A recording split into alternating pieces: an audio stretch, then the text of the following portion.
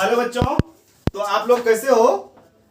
आज हम जो है प्रोबेबिलिटी डिस्ट्रीब्यूशन पर जितना क्वेश्चन होगा उन सभी क्वेश्चंस को हम बताएंगे, ठीक है। तो हम पहले से ही आपको डिस्क्रिप्शन में ये पीडीएफ का लिंक डाल चुके हैं। ये जितना सारा इसमें क्वेश्चन जाएगा इसी सब क्वेश्चन को हम बोर्ड पर यहाँ पर सॉल्व करेंगे, ठीक है। तो आप लोग डिस्क्रिप्शन से वहां जो है डाउनलोड कर लीजिए पीडीएफ, आपको आसानी से फ्री ऑफ कॉस्ट में ये पीडीएफ मिल जाएगा, ठीक है। तो इस क्वेश्चन को हम सॉल्व करेंगे। तो आप लोग, आपकी बोर्ड का भी एग्जाम बहुत निकट आ गया है कि अच्छे से आप लोग तैयारी कर रहे होंगे। बहुत सारे स्टूडेंट्स जो तैयारी नहीं कर रहे हैं तो हम उसको बताना चाहेंगे कि लड़की सब के चक्कर में मत पड़िए। एग्जाम का टाइम आ गया, अच्छे से पढ़ाई कीजिए। थोड़ा ही दिन बचा है, आप लोग क्वेश्चन बैंक का भी तैयारी कर ले तो बहुत अच्छा होता है, ठीक है। तो आप लोग लड़की पटाने में तो बहुत माहिर होते हो, ठीक है। जिस तरह लड़की पढ़ाने में माहिर हो तो इस तरह क्वेश्चन को बनाने में माहिर हो गए तो आपको एग्जाम में क्वेश्चन बनाने में कोई दिक्कत नहीं होगा, ठीक है। इसलिए दिक्कत का सामना करने से बेहतर है कि यहाँ पर आप क्वेश्चन सॉल्व कीजिए और यहाँ बनाइए। तो यहाँ पर हम क्वेश्चन सॉल्व कर रहे हैं, तो जितना क्वेश्चन हम बताएंगे आप इन सभी क्वेश्चन को नोट करते चलिए और अच्छे समझिएगा, ठीक है। इन सभी क्वेश्चन को समझ लेते हैं, फिर बाद में आपको बनाने में क्या होगा, आसानी होगा, ठीक है। तो चलिए देख लीजिए। देखिए यहाँ पर हम क्या करेंगे, ट्रिक्स वाइज बताएंगे। हम जितना 10 क्वेश्चन बता रहे हैं इन सभी 10 क्वेश्चन, अगर क्वेश्चन आने वाला होगा प्रोबेबिलिटी डिस्ट्रीब्यूशन से, ठीक है, तो इसी से 5 यानी कि 5 या 6 मार्क्स का था जो भी क्वेश्चन, तो वो मार्क्स आपको आ जाएगा, ठीक है। लेकिन एक क्वेश्चन पूछा जाएगा, 10 क्वेश्चन बनाए हम, सॉरी 11 क्वेश्चन है। इन 11 क्वेश्चन में से मात्र आपको एक क्वेश्चन पूछा जाएगा, अगर इससे आएगा तो। नहीं तो अगर पॉइजन डिस्ट्रीब्यूशन से आता है तो अलग की बात है, उससे भी हम बताएंगे क्वेश्चन। फिलहाल ये 11 क्वेश्चन है, 11 क्वेश्चन को जो है आप लोग अच्छे से सॉल्व कर लीजिएगा और रिवाइज कर लीजिएगा, ठीक है। चलिए देखते हैं। देखिए यहाँ पर हम दो तरह क्वेश्चन लेंगे, 2 टाइप्स ऑफ क्वेश्चन होगा। एक टाइप्स ऑफ क्वेश्चन ये कहता है कि इसमें देखिए कहीं पर नहीं बोला गया है कि हमको जो है प्रोबेबिलिटी दिया गया है, ठीक है। हम पहले बार क्वेश्चन आपको पढ़ के बताते हैं, उसके बाद कैसे कैसे होगा वो भी बात बताएंगे आपको। देखिए यहाँ पर लिखा गया है an unbiased coin is toss 5 times, ठीक है। मतलब कोई एक सिक्का है जिसको कितना बार टॉस किया गया, 5 टाइम्स टॉस किया गया, ठीक है। तो find the probability of head. यहाँ पर हेड का मतलब कितना, एक हेड बोला जा रहा है, इस बात का भी आप लोग ध्यान दीजिएगा। मेरा बात आप समझने की कोशिश कीजिए। यहाँ पर क्या है, ए हेड है। यहाँ पर क्वेश्चन में मिस्टेक्स हुआ है, यहाँ पर ए होगा, ठीक है। ए मतलब एक हेड, ठीक है। अब यहाँ पर जो है जितना सारा दिया गया है वो इसको हम लिखेंगे पहले इसमें। ये अब ये तो चीज कहीं पर नहीं, हमको पी का वैल्यू कहीं पर नहीं दिया गया है। जब तक हमको पी का वैल्यू ना कहा जाए तब तक हमको क्या लेना है, पी का वैल्यू 1/2 लेना है, ठीक है। और इसमें क्या है, हेड, यानी कि हेड और टेल किसमें आता है, टॉस में। तो हेड और टेल आने पर क्या होता है, मतलब सिंपल वे में चले आप लोग 10th क्लास में मतलब हेड आने पर 1/2, ठीक है। एक कोई सिक्का है उसको हम एक बार उछालेंगे तो हेड आने पर क्या होगा, 1/2 होगा, इस तरह से। तो इन सभी के क्वेश्चन जितना होगा उसमें क्या लेना है, हमको 1/2 लेना प्रोबेबिलिटी की वैल्यू। सो देख लीजिए हम कैसे सॉल्व करते हैं इसको, आप इस तरह से अच्छे सॉल्व कीजिएगा, ठीक है। तो सॉल्यूशन, तो यहाँ पर क्या है, देखिए ये जो जितना टाइम्स टॉस किया जाए ये मेरा क्या, एन का संख्या। आप ऐसे अनुमान लगा सकते हैं सबसे जो ज्यादा वैल्यू होता है ना वो एन का होता है, ठीक है। तो एन बराबर क्या है, नंबर ऑफ ट्रायल्स, नंबर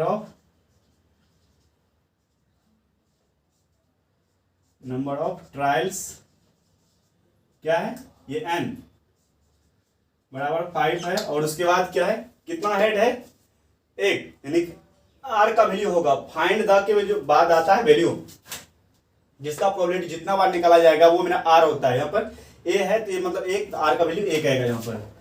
तो आर बराबर क्या आ जाएगा यहाँ पर 1, ठीक है। उसके बाद जो यहाँ पर मेरा प्रोबेबिलिटी लेना है पी का वैल्यू क्या होगा, देखिए एन ई बटे एन एस, ये क्या हो जाएगा 1/2। एक हेड आने पर क्या हो जाएगा 1/2 यहाँ पर, ये सिंपल। अब जो हम निकालने वाले हैं फ्रॉम बाइनोमियल डिस्ट्रीब्यूशन से, देखिए फ्रॉम बाइनोमियल डिस्ट्रीब्यूशन,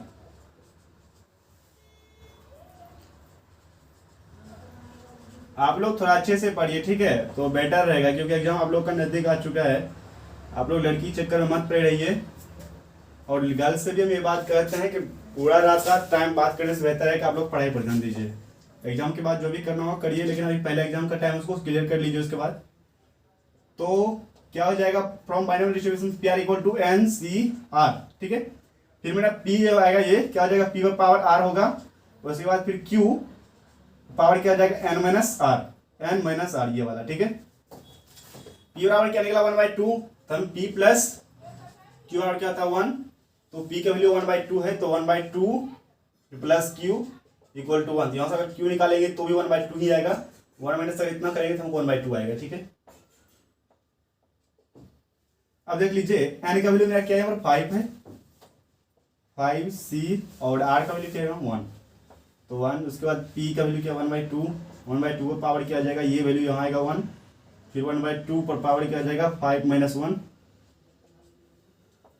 अब यहाँ पर देखिए NC1 का वैल्यू क्या होता है, n होता है। इस बात को आप लोग ध्यान दीजिएगा। ठीक है, कैसे होता है देखिए, फैक्टोरियल n बटा फैक्टोरियल n माइनस 1, फिर 1 का फैक्टोरियल 1 ही होता है, तो n है तो इसको हम ऐसे लिख सकते हैं n इंटू n माइनस 1 का फैक्टोरियल। फिर इसको देखिए है ऐसे n माइनस 1, फिर 1 को नहीं लिखेंगे, 1 फैक्टोरियल 1 होता है ये, और ये कैंसिल बचा, क्या यहाँ पर n बचा, तो यहाँ पर क्या आ जाएगा 5c1 का, ये 5 हो जाएगा। ठीक है, 1/2 गुना 5 माइनस 1 क्या आ जाएगा 4, तो 1/2 पर पावर क्या आ जाएगा 4, तो इसका पावर क्या है 1, यानी कि बेस समान है, पावर क्या जुड़ जाएगा, तो 5 मल्टीप्लाई 1/2 पर पावर 5, ये हमको क्या आंसर देगा 5/32। कैलकुलेट करके जो हमको आएगा 0.15625, ये हुआ आंसर। इसको आप लोग नोट कर लीजिए फटाफट, उसके बाद आगे के सवाल बताते हैं। बहुत इजी है, देखिए इसमें थोड़ा समझिएगा। इसमें कहीं नहीं बोला गया था प्रोबेबिलिटी, मतलब क्या पी का वैल्यू हमको कहाँ है, सिर्फ हमको नंबर ऑफ ट्रायल्स। एक बात ध्यान रख लीजिए, जिसका मतलब ये जो जितना बार टाइम्स बोला जाएगा, मतलब जो सबसे कोई भी क्वेश्चन होगा, ठीक है, कोई भी क्वेश्चन, इस क्वेश्चन में तो नहीं बोला जा रहा है कि मेरा प्रोबेबिलिटी का वैल्यू पी का वैल्यू क्या आएगा। ठीक है, इसीलिए हम जहाँ कहीं भी क्वेश्चन सॉल्व करेंगे सभी जगह क्या लेंगे 1/2। इस बात को आप लोग ध्यान में रख लीजिए। एक नंबर ये हुआ, और जो इस क्वेश्चन में सबसे अधिक संख्या होगा वो मेरा n होगा, और r जो निकाला जाता है वो सबसे लास्ट में रहता है। ठीक है, फाइंड द वैल्यू जब कैलकुलेट किया जाता है लास्ट में रहता है वो r का वैल्यू। यहाँ पर कितना a है था, यानी कि 1, r बराबर क्या हो जाएगा यहाँ पर 1। ठीक है, आगे क्वेश्चन बताएंगे और क्लियर हो जाएगा इस सेकंड नंबर में, इसको पहले नोट कर लीजिए। अब देखिए सेकंड नंबर का जो क्वेश्चन है, यहाँ पर वही बात है, तो इसमें आपको ये देखना है सबसे अधिक संख्या कौन है, यानी कि सबसे ज्यादा बड़ा वाला वो मेरा क्या होता है n होता है। इस सभी क्वेश्चन हमको 6 लग रहा है। ठीक है, तो n बराबर क्या हो जाएगा, ये मेरा 6 हो जाएगा। तो सॉल्यूशन n बराबर क्या होता है नंबर ऑफ ट्रायल्स, तो n बराबर यहाँ पर लिख लेंगे। देखिए हम जितना क्वेश्चन बता रहे हैं यहाँ पर हम सिर्फ शॉर्ट करके बता रहे हैं। ठीक है, मतलब जैसे जैसे हम PDF में बताएं आपको, जो वहाँ पर नोट जो लोड कीजिएगा, तो वहाँ पर जैसे जैसे क्वेश्चन सॉल्व किया उस तरह सॉल्व कीजिएगा, ताकि आपको एग्जाम में अच्छे से मार्क्स मिले। नहीं तो मेरी तरह सॉल्व कीजिएगा तो बस 2-3 मार्क्स देगा, 4 मार्क्स, कुछ इस तरह से। ठीक है, तो वैसा मत कीजिएगा, जैसे उसमें सॉल्व किया अच्छे से सॉल्व कीजिएगा। ठीक है, n बराबर 6 है तो n बराबर 6। उसके बाद देखिए r, हम बोले थे ना कि फाइंड के बाद यानी कैलकुलेट के बाद जो भी आता है कितना बोला जा रहा है 2 हेड्स, या r बराबर यानी कि 2 हेड्स आने का बोला प्रोबेबिलिटी फाइंड करने के लिए, तो r बराबर क्या जाएगा 2, r बराबर 2। ठीक है, यहाँ पर भी अब कहीं पर नहीं दिया गया p का वैल्यू क्या आएगा, है ना probability, an unbatched coin is 5 tossed 6 times, find the probability of getting 2 heads। यहाँ पर p का वैल्यू कहीं नहीं दिया गया, तो हम p का वैल्यू क्या लेंगे, डायरेक्ट 1/2 लेंगे। ठीक है, p को आप ऐसे भी लिख सकते थे कि p e equal to n e बटे ns, थोड़ा अच्छा लगता है यहाँ पर, आने की संभावना कुल संभावना। ठीक है, उसके बाद यहाँ से अगर q भी निकालेंगे तो ये क्या हो जाएगा, मुझे क्या पता है कि p plus Q equal to 1, और p का वैल्यू क्या है 1/2 प्लस क्यू इक्वल टू 1। ठीक है, फिर q निकालेंगे तो ये क्या हो जाएगा 1 माइनस 1/2 इक्वल टू 1/2, फ्रॉम किससे, बाइनोमियल डिस्ट्रीब्यूशन से, फ्रॉम बाइनोमियल डिस्ट्रीब्यूशन से। अब यहाँ पर देखिए, जब यहाँ तक सारा कैलकुलेशन कर मतलब जो था इस क्वेश्चन, वो सभी क्वेश्चन को हम क्या किए यहाँ पर लिख लिए, जो हमको था गिवन जो दिया हुआ था क्वेश्चन में। ठीक है, अब हम बाइनोमियल डिस्ट्रीब्यूशन चलेंगे तो वो क्या था मेरा P R equal to N C R, P पर पावर आर, उसके बाद क्यू पर पावर एन माइनस आर।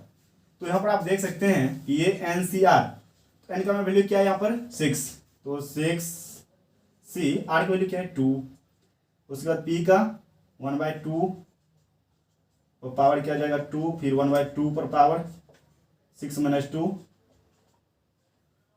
ठीक है, तो ये 6c2 को हम किस तरह सॉल्व करेंगे, इसको 6 को हम 2 बार लिखेंगे, घटते क्रम में 6 गुना 5, उसके बाद 2 को लास्ट तक तोड़ेंगे, 2 × 1, ठीक है। फिर उसके बाद 1/2 पर पावर 2 गुना 6 - 2 क्या जाएगा 4, 1/2 टू दी पावर 4। देखिए बेस समान है, पावर क्या जाएगा जुड़ जाएगा, 2 + 4 क्या जाएगा 6, ये 2 × 6 क्या हो जाएगा, ये 15 × 1/2 पावर 6, तो ये आपको हो जाएगा 15/64। अब इसको आप यदि आंसर निकालेगा सही से क्या जाएगा 0.234, उसके बाद 75। इसको नोट कर लीजिए फटाफट। अब यहाँ पर देखिए थर्ड नंबर का जो क्वेश्चन है, अब देखिए यहाँ पर दूसरा टाइप का क्वेश्चन आ गया। पहले हमको क्या दिया हुआ था, पी नहीं दिया हुआ था, तो हम पी का वैल्यू क्या लेते थे 1/2।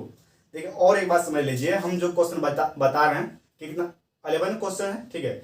11 क्वेश्चन को और किसी स्टूडेंट को नहीं भी आता फिर भी उसको रट लीजिए चाहे जैसे हो, ठीक है। लेकिन हम इतना अच्छा समझा रहे हैं, ऐसा किसी भी विद्यार्थी को नहीं होगा जिसको नहीं आएगा, सबको ये बात आएगा। जैसे हम क्वेश्चन बता रहे हैं सभी को ये चीज आना चाहिए, ठीक है।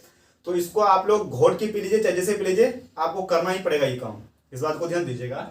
तो जो हम यहाँ पर क्वेश्चन बता रहे हैं, अब ये दूसरा टाइप क्वेश्चन आ गया। यहाँ पर क्या मेरा पी का वैल्यू दिया हुआ है, तो उसको कैसे चेक करेंगे मेरा पी का वैल्यू है। देखिए प्रोबेबिलिटी का जो वैल्यू होता है ना, वो क्या होता है 0 < प्रोबेबिलिटी > 1।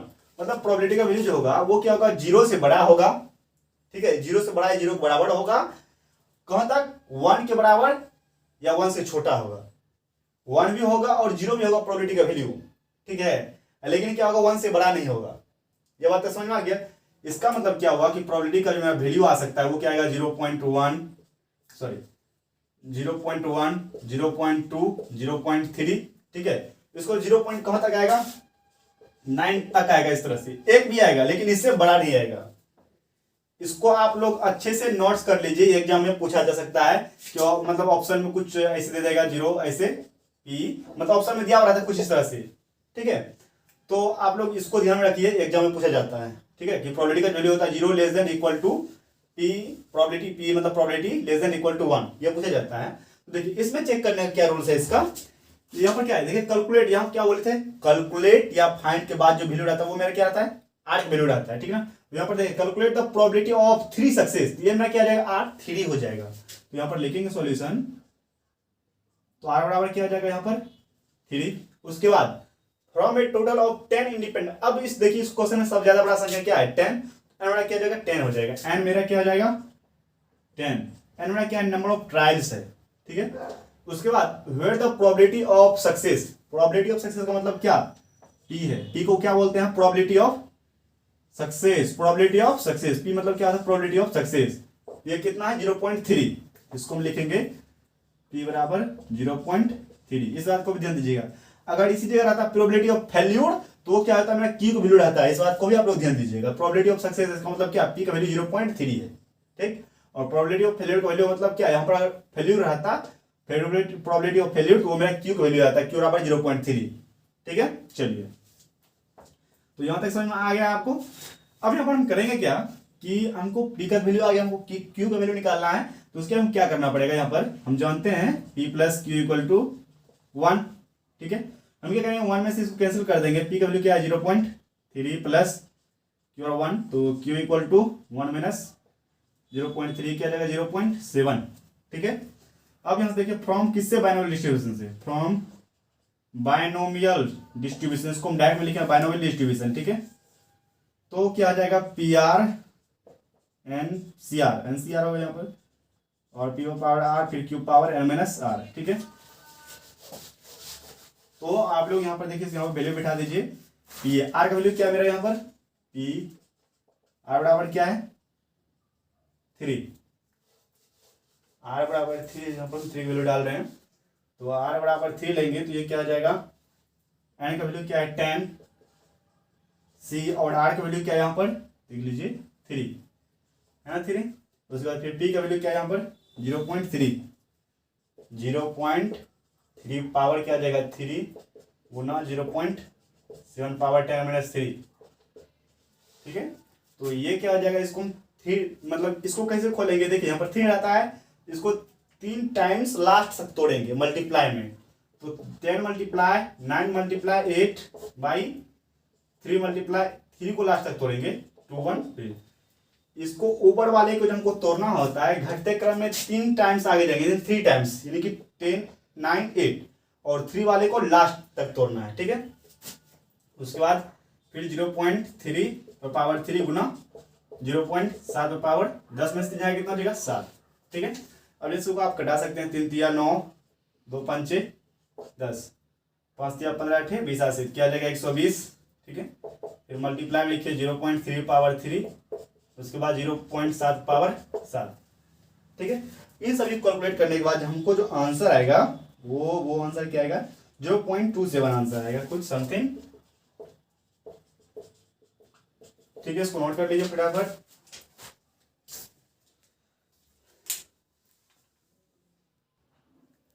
अब देखिए 4 नंबर का जो क्वेश्चन है इसको हम समझेंगे हम लोग। तो इसको हम कैसे सॉल्व करेंगे, यहाँ पर क्वेश्चन में बोला गया है an unbiased coin is toss 5 times और find the probability of getting. एक नंबर में दिया है हमको जो फाइंड करना है वो 3 हेड्स और सेकेंड नंबर में एटलीस्ट 4 हेड्स, ठीक है।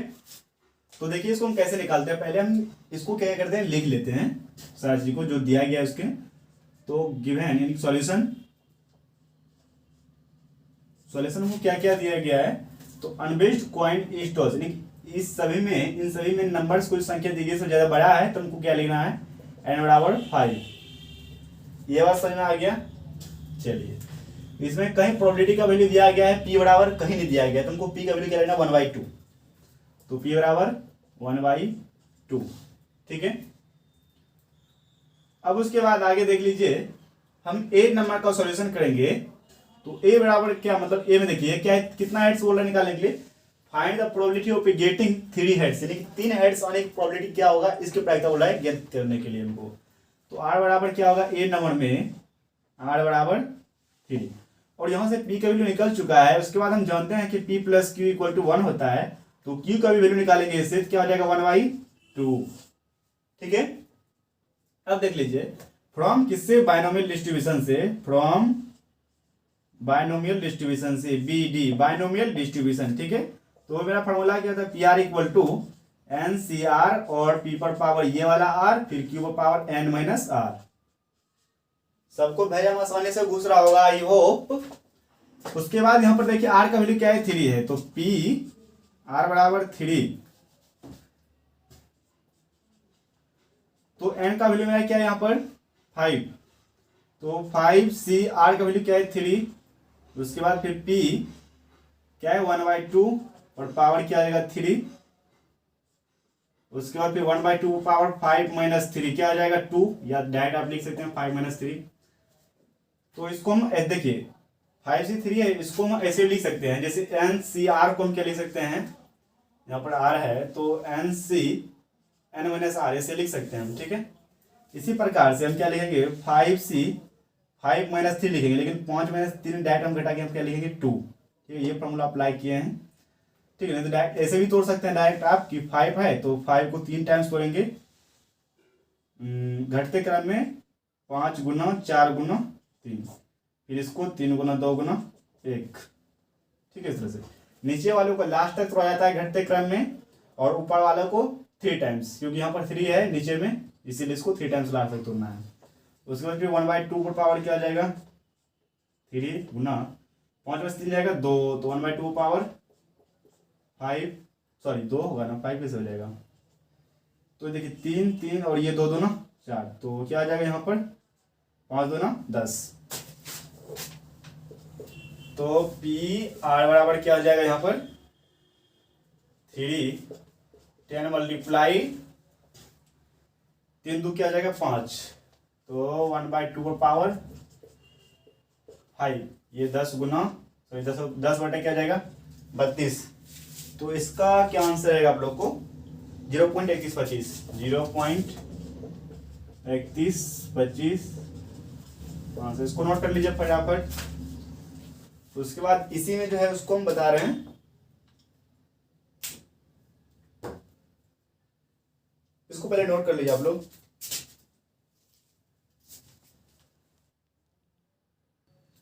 अब देखिए इसके सेकेंड नंबर का जो क्वेश्चन है तो सेकेंड नंबर क्या बोला गया, at least four heads, at least four heads निकालने का मतलब देखिए इसमें भी दो तरह का बात आता है कि n का वैल्यू हो वह क्या हो, 4 के आसपास होना चाहिए, यानी कि ये जो r का वैल्यू आएगा वो किसके आसपास होना चाहिए, 5 के आसपास। तो किस तरह से सवाल बनेगा, इसमें दो कंडीशन है, अगर r का वैल्यू 5 के आसपास है तो किस तरह से बनेगा, अगर r का वैल्यू 5 के आसपास नहीं है तो किस तरह से बनेगा, ठीक है। तो इस कंडीशन में देखिए हम कैसे सॉल्व करें, वो भी क्वेश्चन आने वाला है। तो अभी r इसका वैल्यू क्या है, इसके आसपास में है, तो इसको अभी कैसे सॉल्व करते हैं। तो यहाँ पर क्या है, यानी कि 4, r वैल्यू 4 है तो लिख लेते हैं, यानी कि बी नंबर में, और बी नंबर का क्वेश्चन है ये। n बराबर 5, पहले p का वैल्यू लिख लीजिए, तो p बराबर क्या हो जाएगा 1/2, तो q बराबर भी 1/2, ठीक है। और b नंबर का सॉल्यूशन कर रहे हैं, तो एटलीस्ट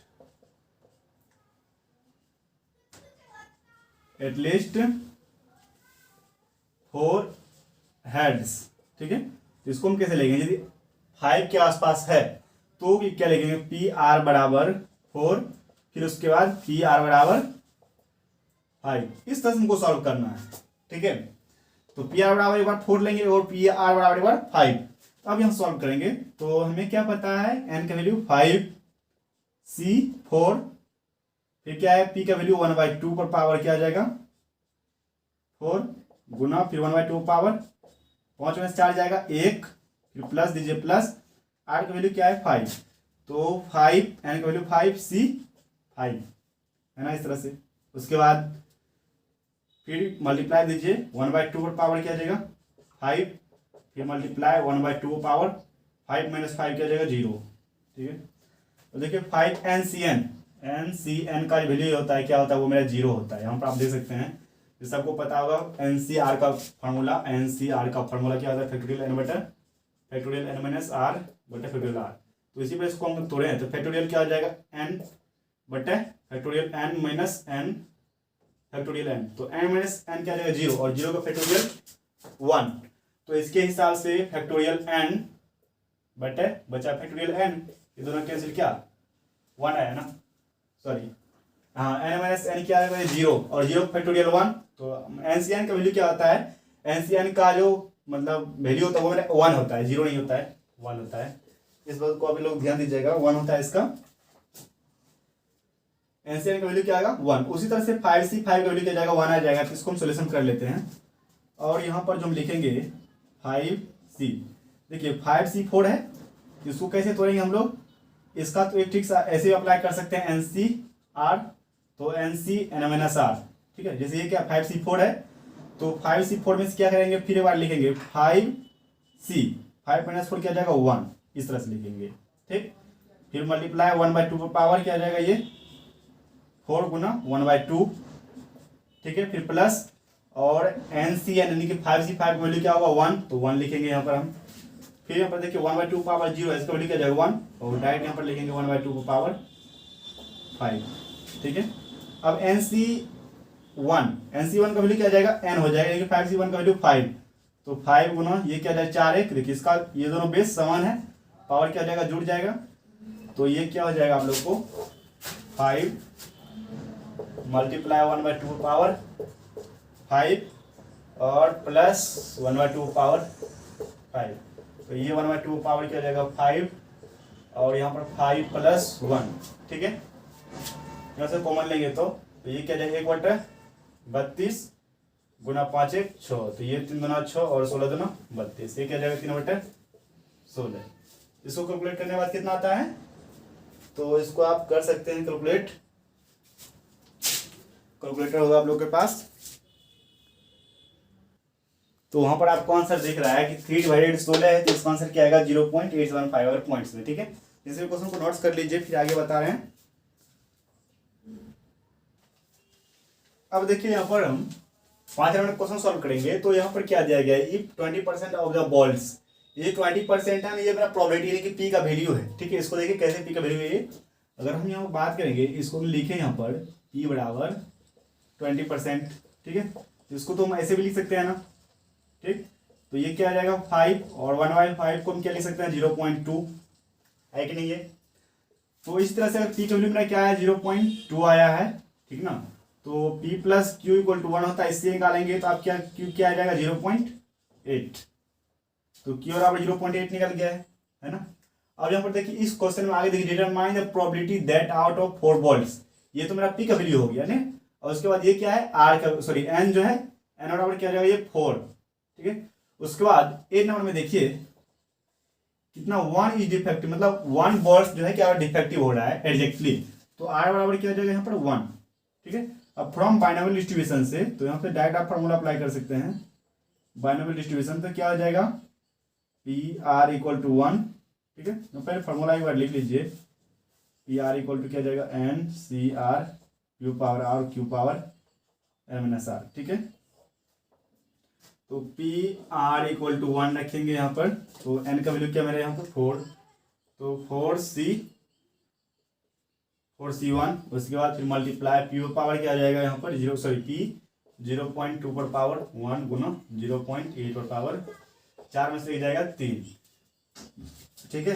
NC1 यानी कि NC1 है, इसको हम क्या लिखेंगे NC1 को हम N लिखते हैं, इस बात को ध्यान दीजिएगा, ठीक है। इसको हम 4C1 को 4 मल्टीप्लाई 0.2 गुना 0.8 पर पावर 3, इसको अगर आप लोग सॉल्व कीजिएगा यानी कि कैलकुलेट कीजिएगा कैलकुलेटर पर, तो क्या आंसर आएगा आपको 0.4096 आंसर आएगा, ठीक है। इसको फटाफट नोट करिए। उसके बाद सेकंड नंबर का जिसको हम सॉल्व कर रहे हैं, at the most two are defective, तो बी नंबर में क्या है देखिए, यहाँ पर हम क्या बोले थे, यहाँ पर मोस्ट टू आर डिफेक्टिव है, एन का वैल्यू 2 के आसपास में नहीं है, लेकिन 2 के बहुत कम आसपास में है, बहुत कम आसपास में है, तो इसको हम कैसे लिखेंगे, तो एटलीस्ट एट द मोस्ट इसको नोट कर लीजिए, at the most 2 R defective, तो इसको हम कैसे लिखेंगे पी आर बराबर, आर का वैल्यू क्या आएगा मेरा 0 1 2, इसको हम कैसे लिखेंगे पी आर बराबर 0, फिर पी आर बराबर 1, फिर प्लस में पी आर बराबर 2, ठीक है, इस तरह से लिखेंगे। अब यहाँ पर आप देख सकते हैं कि जो पी आर बराबर 0 आर बराबर 1 और आर बराबर 2 आया है, ठीक है, मोस्ट यानी कि 4 के आसपास में है, इसीलिए 2 जहां तक जाएगा कौन लास्ट 2 ही तक रहेगा ना, तो 0 से कौन लेना है 2 तक लेना है, ठीक। तो उसके बाद तो यहाँ पर आप देख सकते हैं एन का वैल्यू क्या है 4, तो 4C0, फिर 0.2 पावर क्या जाएगा 0, फिर 0.8 पर पावर क्या जाएगा 4 में 0 जाएगा 4, प्लस 4C1 गुना 0.2 पर पावर 1, फिर गुना 0.8 पर पावर क्या जाएगा 4 में से जाएगा 3, ठीक है, फिर प्लस क्या जाएगा 4C2 गुना 0.2 पर पावर 2, ये 2, उसके बाद फिर 0.28 जो है इसका 4 - 2 पावर में आता है, ठीक है। अभी सही को तो NC0 वैल्यू क्या आता है, NC0 वैल्यू आप देख सकते हैं, NC0 वैल्यू क्या आएगा 1 आएगा शायद इसका, हाँ NC0 का वैल्यू आता है 1 आता है, तो ये NC यानी कि NC01 NC0 वैल्यू क्या 1, ठीक है। इसी प्रकार से 0.2 पावर क्या 0, किसी पावर 0 वैल्यू क्या होता है 1, तो 1 × 1 खत्म, फिर 0.8 पावर 4, इसको यहाँ पर हम डायरेक्ट लिखेंगे 0.8 पावर 4, फिर प्लस NC1 का वैल्यू n यानी 4C1 का वैल्यू 4 गुना 0.2, फिर उसके बाद 0.8 पर पावर 3, देखिए 4C2 है तो उसको कैसे तोड़ेंगे हम 4 × 2, फिर 2 को लास्ट तक, यानी कि 2 है ना, तो 2 को समझिए हमको ऊपर वाले को 2 टाइम्स तोड़ना है घटते क्रम में, 4 यहाँ पर 3 होना चाहिए, हाँ एक बार 4 एक बार 3, उसके बाद 2 वाले को लास्ट तक तोड़ना है 1 तक, तो ये दोनों 4, ये दोनों 6, ये क्या आ जाएगा प्लस 6 × 0.2 का स्क्वायर, फिर 0.8 का स्क्वायर, ठीक है। अब इन सभी को कैलकुलेट कर लीजिए आप लोग कैलकुलेटर पर, तो क्या आ जाएगा 0.9728 आंसर, इसको नोट कर लीजिए।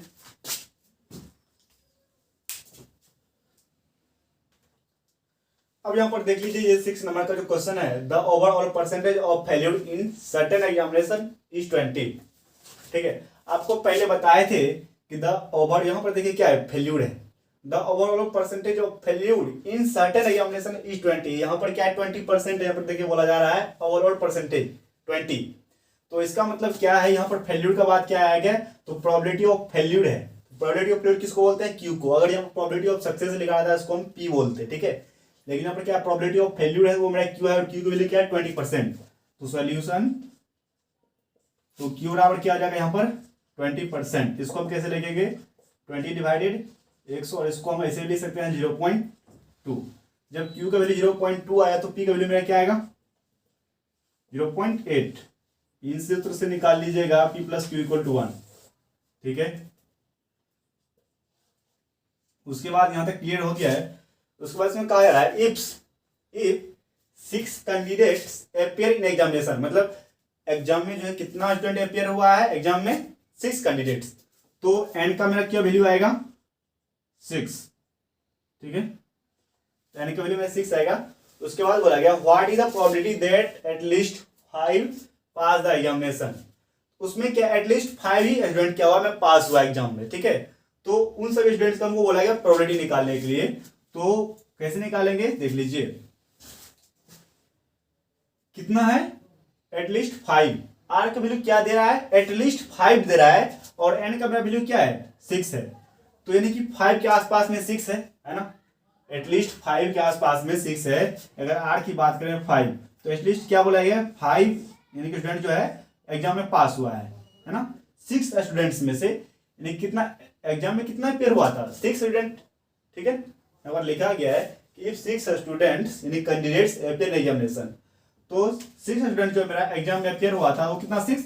और हम कितना बोला प्रोबेबिलिटी एटलीस्ट 5 का, तो 5 यानी कि 5 किसके आसपास में, 6 के आसपास। इसको हम कैसे निकालेंगे, देखिए इसको हम निकालेंगे, इसको ऐसे लिखेंगे पी आर इक्वल टू 5 और पी आर इक्वल टू 6, इस तरह से। ठीक है, तो यहाँ पर तो अच्छे ढंग से लिख लेते हम लोग। तो आर बराबर 5 या 6। ठीक है, उसके बाद यहां पर लिखेंगे हम 10 फ्रॉम बाइनोमियल डिस्ट्रीब्यूशन। बी से बाइनोमियल और डी से डिस्ट्रीब्यूशन, ये हम डायरेक्ट शॉर्ट फॉर्म में लिखे हैं। तो ये क्या हो जाएगा, P R equal to 5 plus P R equal to 6, है ना। अब यहां पर आप लोग लिख लीजिए, एन का वैल्यू मेरा क्या है 6c, और आर का वैल्यू क्या है 5 प्लस, सॉरी मल्टीप्लाई का साइन होगा, और पी का वैल्यू में क्या है 0.8 पावर 5 गुना, फिर 0.8 पावर क्या जाएगा 6 में से 5 जाएगा 1 प्लस, उसके बाद 6c6 गुना 0.8 पर पावर क्या जाएगा 6 गुना 0.8 पावर क्या जाएगा 6 माइनस 6 क्या जाएगा 0। एनसीआर का वैल्यू क्या आता है 1 आता है ना। चलिए 65 है, तो इसको हम कैसे लगेंगे, इसको देखिए हम ऐसे लिख सकते 6 माइनस 5 1, ऐसे भी लिख सकते हैं। ठीक है, क्योंकि एन सी आर को हम क्या लिख सकते हैं, N C N minus R. ठीक है, उसके बाद गुना 0.8 पर पावर क्या है 5, 0.2 प्लस, और इसका वैल्यू एन सी एन यानी 66 का वैल्यू 1, और 0.2 पावर 0 इसका वैल्यू क्या आ जाएगा 1, किसी जो पावर 0 होता है इसका वैल्यू क्या होता है 1, और इसको हम डायरेक्ट लिखेंगे 0.8 पावर 6, है ना। चलिए 61 का वैल्यू क्या आ जाएगा 6 हो जाएगा, फिर ये 0.8 पर पावर 5 गुना है यहाँ पर 0.2 प्लस 0.8 पावर 6। आप इन सभी को कैलकुलेट कीजिएगा तो मेरा क्या आएगा 0.6536, वो क्या आएगा 0.6536 आंसर। इसको नोट कर लीजिए फटाफट।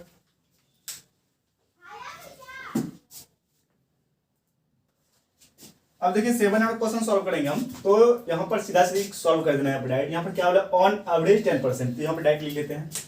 एवरेज के बाद के 10% है, तो परसेंटेज वाला जितना भी नंबर का वैल्यू होता है वो मेरा क्या होता है प्रोबेबिलिटी होता है। ठीक है, नहीं कि पी। ठीक है, तो सॉल्यूशन, तो p बराबर क्या आएगा 10%, इसको हम कैसे लिखें 10 डिवाइडेड 100, इसको 0.1 लिख सकते हैं, ठीक है। फिर q का वैल्यू हम क्या लिखेंगे 0.9, ये बात सबको पता है, क्यों लिखे हैं क्योंकि p प्लस q बराबर 1 है, ठीक। अगर हम 0.1 यहाँ पर डालेंगे और 1 में माइनस करेंगे इसको तो q बराबर की 0.9 निकलेगा, ठीक। ये बात सबको आता है समझ में। उसके बाद of the product manufactured by certain machine are defective if the for these products 4 are chosen। मतलब आप ऐसे भी अनुमान लगा सकते हैं कि इसको छोड़ करके, अब देखिए ये तो मेरा प्रोबेबिलिटी वैल्यू हो गया, अब इसमें नोमिकल वैल्यू सबसे ज्यादा बड़ा कौन है 4 है, क्योंकि यहाँ पर तो 1 है, तो आर बराबर क्या आ जाएगा ये 4 हो जाएगा, आर बराबर 4, सॉरी ये एन बराबर 4 हो जाएगा। आर तो मेरा वो वैल्यू होता है लास्ट वाला, कैलकुलेट जब करते हैं तो एन बराबर क्या आ जाएगा 4 और आर बराबर क्या आ जाएगा 1। तो यहाँ पर आप देख सकते हैं कि फ्रॉम बाइनोमियल डिस्ट्रीब्यूशन क्या होता है P R equal to N C R power R फिर Q power N minus R, है ना। अब इसी फॉर्मूला पर इसको हम बैठा देंगे। ये बात समझ में आया सबको, पी का वैल्यू यहाँ से मेरा, फिर क्यू का p प्लस क्यू में हम माइनस करेंगे 1 को, 0.1 को, क्यू मेरा 0.9 आएगा। फिर आर जो मेरा आता है आर, वो फाइंड द प्रोबेबिलिटी का वैल्यू के मतलब जस्ट बगल में आता है, यहाँ पर ऐसे 1 है तो मेरा क्या आर का वैल्यू है, ठीक है। और एन जो आप पहले इसे दिमाग लगा सकते हैं कि एन का जो ना वैल्यू होता है, पूरे इस क्वेश्चन में हम देखेंगे सबसे ज्यादा न्यूमेरिकल वैल्यू कौन है बड़ा, ठीक है। तो यहाँ मेरा क्या आता है एन बराबर 4। आप यहाँ पर इसको भी देख सकते हैं ये बड़ा नहीं है, अगर परसेंटेज को हम तोड़ेंगे तो आए क्या मैं 0.1, तो 4 से बड़ा क्या है 0.1 नहीं है। 0.1 मेरा क्या आता है प्रोबेबिलिटी वैल्यू, तो इसको प्रोबेबिलिटी वैल्यू लिखे हैं। उसके बाद एन बराबर मेरा 4, जो ज्यादा इन सभी क्वेश्चन में न्यूमेरिकल वैल्यू जो ज्यादा बड़ा होगा उसको लेंगे 4, और आर की वैल्यू फाइंड या कैलकुलेट के बाद रहता है, ठीक है। यहाँ से क्लियर हो गई ये बात।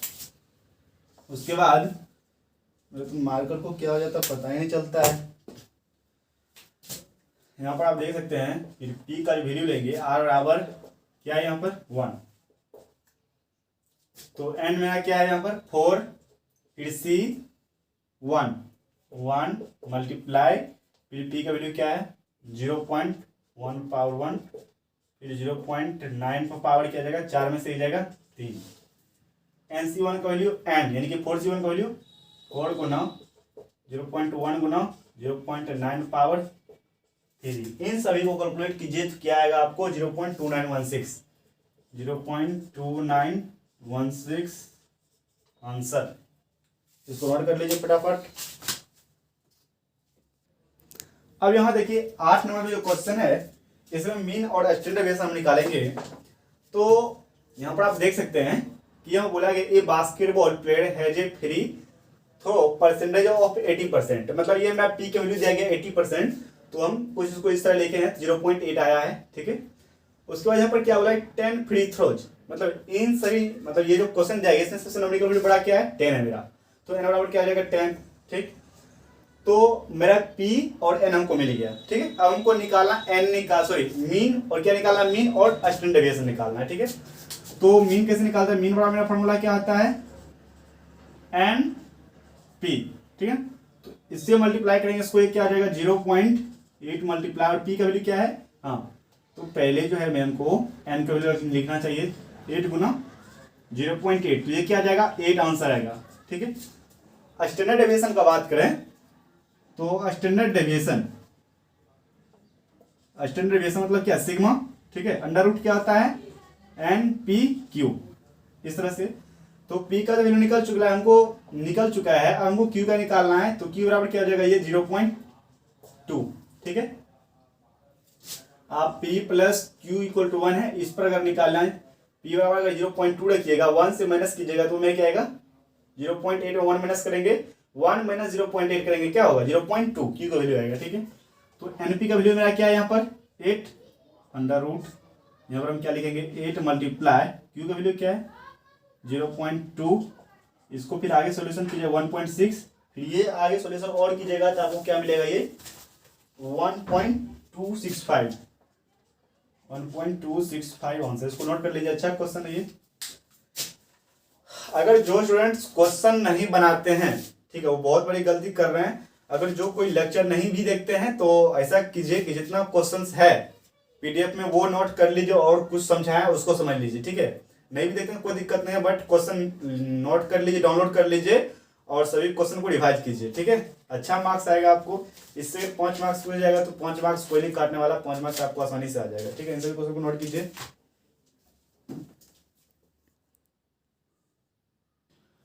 अब देखिए यहाँ पर 9 नंबर का जो क्वेश्चन है, ये क्वेश्चन बहुत ही इंपॉर्टेंट क्वेश्चन है, ठीक है। और इस क्वेश्चन को थोड़ा सा अच्छे से रिवाइज कर लीजिएगा। तो यहाँ पर देखिए बोला क्या गया है, इस क्वेश्चन को हम आसानी से कैसे सॉल्व करेंगे। तो the probability that a pen manufacture by company will be defective is 1/10, ठीक है। Something if 12 such pens are manufacture find the probability, जो समथिंग एबीसी में दिया गया है, ठीक है, कुछ भी। तो आपको पहले जो हमको एनपीआर ये सब फाइंड करना है, ये सब निकाल लेना है। तो कैसे निकालेंगे, तो पहले इन सभी मतलब जो हमको लैंग्वेज वाला क्वेश्चन दिया गया, इन सभी क्वेश्चन देखना सबसे छोटा वैल्यू क्या है, ठीक है। सबसे छोटा वैल्यू मेरा क्या होता है, वो पी होता है और क्यू होता है, ठीक है। लेकिन यहाँ पर मेरा क्या वो पी है तो पी देखना है, जैसे क्यू आएगा तो वो फेल्यूर बोल देता है, प्रोबेबिलिटी ऑफ फेल्यूर हमको दिया गया है, ठीक है। लेकिन यहाँ पर मेरा ये क्या है, पी है। तो इन सभी वैल्यू में सबसे छोटा वैल्यू 1/10 है मेरा, ठीक है। तो 0.1 इसको लिख सकते, पी बराबर क्या जाएगा 0.1। फिर यही सब क्यू बराबर में निकाल सकते हैं, तो वो मेरा क्या आएगा 0.9। क्यू कैसे निकालते हैं, क्योंकि हमको पता है P plus Q equal to 1 होता है, तो पी का वैल्यू 0.1 है, तो फिर 1 में हम 0.1 माइनस करेंगे 0.9 आएगा, वो मेरा क्यू वैल्यू आएगा, ठीक है। उसके बाद इन सभी में देखिए और एन का वैल्यू मेरा क्या सबसे बड़ा होता है। तो यहाँ पर आप देख सकते हैं क्वेश्चन पढ़िए, ये मेरा क्या है 12 क्या है, एन का वैल्यू सबसे बड़ा है, तो एन बराबर क्या जाएगा 12, ठीक है। उसके बाद एक नंबर देखिए, ए नंबर में क्या exactly 2 will be defective, exactly बोल रहा है 2, एग्जैक्ट बोल रहा है 2, तो आर बराबर क्या जाएगा 2, ठीक है ना। तो वही यहाँ से निकालना, आर बराबर 2 जैसे निकालेंगे तो यहाँ पर आप देख सकते हैं कि फ्रॉम बायनोमियल डिस्ट्रीब्यूशन से मेरा फॉर्मूला क्या होता है, यहाँ पर हम देखेंगे फ्रॉम बायनोमियल डिस्ट्रीब्यूशन, तो मेरा फॉर्मूला क्या होता है, P R equal to N C R, और पी ओ पावर आर और क्यू पावर क्या जाएगा एन माइनस आर, है ना। अब इसी फॉर्मूला पर क्या करेंगे, इसको हम बैठाएंगे अच्छे से, तो वो क्या हो जाएगा, पी आर बराबर क्या है, यहाँ देख सकते हैं 2, तो पी आर बराबर 2, तो यहाँ से एन का वैल्यू मेरा क्या है 12, ठीक, और फिर सी आर का वैल्यू 2, फिर मल्टीप्लाई पी का वैल्यू क्या है 0.1, 0.1 पावर क्या आ जाएगा 2, फिर बाद में हो जाएगा 10, तो 0.9 पावर ही 10। तो इसको आगे लिखेंगे, क्या लिख सकते हैं इसको, 12 मल्टीप्लाई 11। देखिए नीचे में 2 है, इसलिए हम 2 टर्म्स में इसको तोड़े हैं घटते क्रम में, 12 गुना 11, फिर 2 को लास्ट तक तोड़ना है, 2 गुना 1, ठीक है। फिर 0.1 पावर क्या जाएगा 2, फिर 0.9 पावर हो जाएगा 10, ये 2 छक्के 12, ये क्या जाएगा 66 गुना 0.1 का स्क्वायर गुना 0.9 पावर 10, ठीक है। इन सभी को कैलकुलेट कीजिएगा तो आपका जो वैल्यू आएगा 0.301, 0.2301 आंसर, ठीक है। इसको नोट कर लीजिए। उसके बाद आगे का हम बता रहे हैं कि एटलीस्ट 2 विल बी डिफेक्टिव, इसको कैसे निकाला जाएगा, ठीक है। आप नोट कीजिए इसको।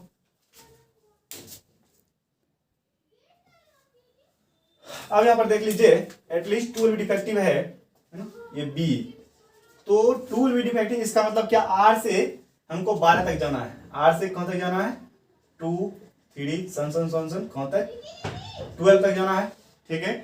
तो इसमें जो है 2 से 12 तक जाने से बेटर है हम क्या करेंगे, हम क्या करेंगे 1 से प्रोबेबिलिटी का वैल्यू आर बराबर 0 प्लस 1, ये दोनों माइनस करना है। मेरे कहने का मतलब ये है कि देखिए इसको हम कैसे लिखेंगे, ऐसे लिख सकते हैं ना, पी आर बराबर 2, P R equal to 3 plus plus P R बराबर 12, यहां तक निकालेंगे तो निकलेगा। इससे बेटर है कि हम क्या करेंगे, इसको नोट कर लिया ना, इससे बेटर है कि 1 माइनस पी आर बराबर 0 प्लस पी आर बराबर 1, इसको कैलकुलेट कर लेंगे तो ये वैल्यू हमको आ जाएगा। बी नंबर में क्या बोला गया, एटलीस्ट 2 विल बी डिफेक्टिव, ठीक है।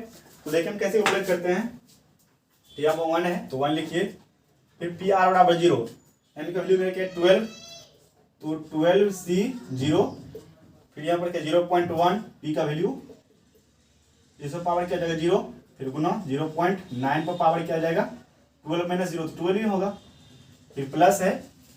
अब यहाँ पर क्या है 12C1 गुना 0.1 पावर क्या हो जाएगा 1, फिर गुना 0.9 पावर क्या हो जाएगा 12 में से जाएगा 11, ठीक है।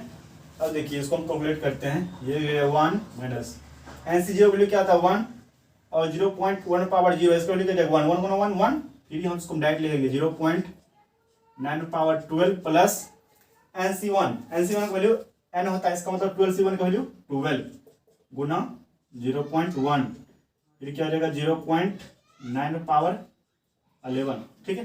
अगर आप इन सभी को सॉल्व कीजिएगा तो आपका वैल्यू क्या आएगा, मैं पहले से ही कैलकुलेट किया हुआ है, तो वो वैल्यू आएगा 1 माइनस 0.659, तो ये आ जाएगा आपको 0.341 आंसर, ठीक है। इसको नोट कीजिए। अब लास्ट वाला बचा है, इसको बताते हैं।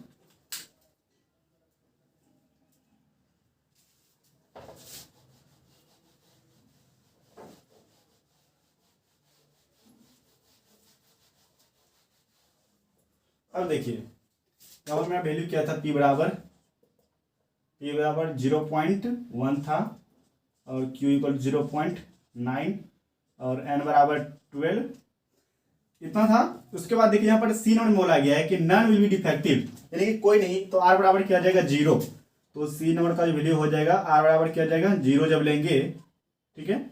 इसको हम क्या लिखेंगे, R बराबर 0 है, ये R बराबर 0, तो फ्रॉम बाइनोमियल डिस्ट्रीब्यूशन से,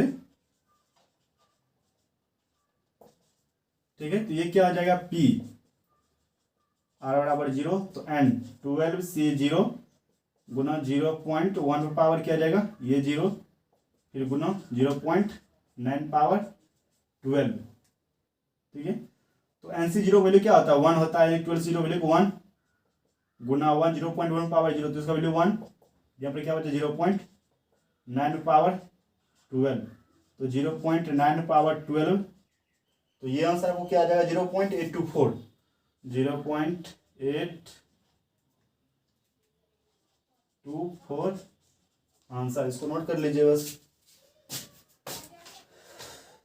2 क्वेश्चन और बचा है, फटाफट बता देते हैं इसको। चलिए हम इस क्वेश्चन को देखते हैं, 10 नंबर क्वेश्चन है। तो देखिए इस क्वेश्चन का बताने का पर्पस मेरा ये है कि यहाँ पर पहले हमको ये देखना है 2 in 1, ये 2 in 1 का मतलब क्या होता है, ठीक है। तो पहले तो मैं 2 in 1 जो है प्रोबेबिलिटी है, P का वैल्यू है, जिसको हम लिख लेते हैं। जहां कहीं भी क्वेश्चन में 2 in 1 या 5 in 1 मतलब कुछ भी लिखा हुआ रहेगा इस तरह से, ठीक है, तो उसको हमको किस तरह से लिखना है, तो P का वैल्यू क्या है 2/10, ठीक है, 2/10, तो इसको हम कैसे लिख सकते हैं 0.2, तो यहां से मेरा Q निकल जाएगा 0.8 हो जाएगा। ये बात सबको समझ में आता है। जहां कहीं भी इस तरह ये न्यूमेरिकल वैल्यू इन और ये न्यूमेरिकल वैल्यू यहाँ पर कुछ चेंजिंग हुआ रहेगा कुछ इस तरह से, फिर आपको इस तरह से लिखना है, वो मेरा प्रोबेबिलिटी वैल्यू होता है, ठीक है। उसके बाद ऐसे आप चेक कीजिए इस पूरे क्वेश्चन, मतलब ये जो लैंग्वेज वाला क्वेश्चन दिया गया है, इन सभी क्वेश्चन में सबसे बड़ा संख्या कौन है, 8 बड़ा है, ठीक है। 8 बड़ा क्या हो जाएगा n का संख्या हो जाएगा, नंबर ऑफ ट्रायल्स, n बराबर 8, और सबसे छोटा संख्या r, तो वो मेरा r है, r बराबर 2, ठीक है। फ्रॉम बाइनोमियल डिस्ट्रीब्यूशन, तो पी आर बराबर क्या होगा NCR, P power R Q power n minus R, ठीक है। अब यहाँ पर हम सिंपल सा बात ये सब न्यूमेरिकल वैल्यूज में डाल देंगे, तो P R बराबर क्या आ जाएगा 2, और n का वैल्यू यहाँ पर क्या देख सकते हैं 8 है, तो 8 C R का वैल्यू क्या है 2, तो 2 मल्टीप्लाई दीजिए, P का वैल्यू क्या है 0.2, 0.2 को पावर क्या जाएगा 2 गुना, फिर Q का वैल्यू क्या है 0.8, तो पावर क्या आ जाएगा 8 में 2 जाएगा, 8 माइनस 2 क्या आ जाएगा 6 होगा ना। उसके बाद 8 से 2 को हम किस तरह लिखेंगे, देखिए 2 है यहाँ पर, इसको 2D तोड़ना है घटते क्रम में, डिक्रीजिंग, 8 मल्टीप्लाई 7, फिर 2 मल्टीप्लाई 1, फिर गुना है तो 0.2, तो 0.2 का क्या आ जाएगा स्क्वायर, फिर 0.8 का क्या आ जाएगा 6, ये 2 चौके 8, 4 साथ क्या आ जाएगा 28, तो ये 28 गुना 0.2 28 गुना 0 पॉइंट क्या हो जाएगा 0.2, 0.2 का स्क्वायर फिर 0.8 इन सभी कैलकुलेट कर लीजिए आप, तो क्या जाएगा 0.936, 0.2936 आंसर आएगा। ठीक है, बस एक क्वेश्चन और बचा है, इसी क्वेश्चन को कर लीजिए। देखिए अगर ऐसा क्वेश्चन मिलता है कि 2 in 1 के कंडीशन में, तो आपको प्रोबेबिलिटी का ही वैल्यू यहाँ पर रखना है। ठीक है, जैसे जैसे हम क्वेश्चन बता रहे हैं वैसे वैसे क्वेश्चन अगर बनाइए एग्जाम में तो आपका एक भी क्वेश्चन नहीं छूटेगा। ठीक है,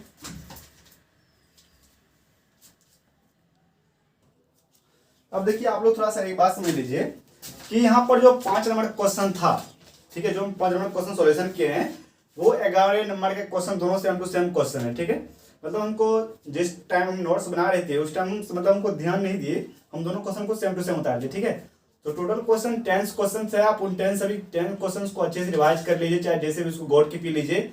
अगर इन सभी क्वेश्चन को आप सोल्यूशन कर लेते हो तो आपको 5 या 6 मार्क्स कोई काटने वाला नहीं है, लेकिन 10 ही क्वेश्चन आपको सॉल्व करना है, इससे ज्यादा क्वेश्चन सॉल्व नहीं करना है, इस बात को आप लोग ध्यान दीजिएगा। ठीक है, तो 5 और 11 क्वेश्चन दोनों क्या है, सेम है। ठीक है, तो जितना क्वेश्चन बताया उन सभी क्वेश्चन को रिवाइज कीजिए, आप लोग का एग्जाम नजदीक आ चुका है, थोड़ा सा मेहनत कीजिए। ठीक है, तो बेटर रहेगा, तो जितना क्वेश्चन बताएं सभी क्वेश्चन को रिवाइज कर लीजिएगा। So thank you for watching the video.